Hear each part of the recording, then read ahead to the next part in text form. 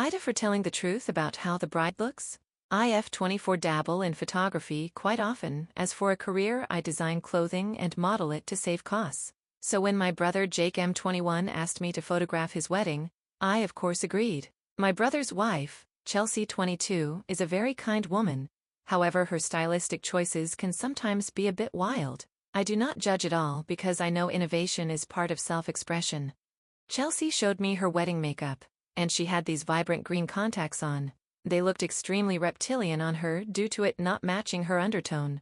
When she showed me the picture, I told her she looked lovely, but that the contacts weren't the best. She seemed a bit offended, and told me she just wanted to look exotic like you.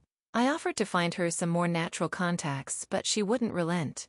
On her wedding day, as I took pictures, the contacts looked even worse, like a neon green light-up sign. When Jake was free for a moment, I showed him a few pictures. He called Chelsea over, and she seemed to be happy with the pictures, while Jake seemed a bit iffy. Chelsea asked what I thought, and I told her she looked stunning, but I then asked if she'd like me to edit the contrast a bit in the pictures. She then got extremely defensive, and accused me of calling her ugly on her own wedding day. Of course that was not my intention, but I left early to prevent a scene.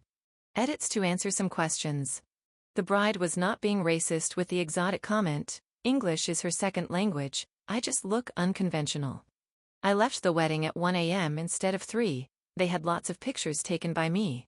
I asked her about the edits at the wedding itself as she wanted them posted ASAP on my account and hers. I didn't want her to receive rude comments from our relatives, my followers, or anything like that, but I also didn't want her to be edited without consent.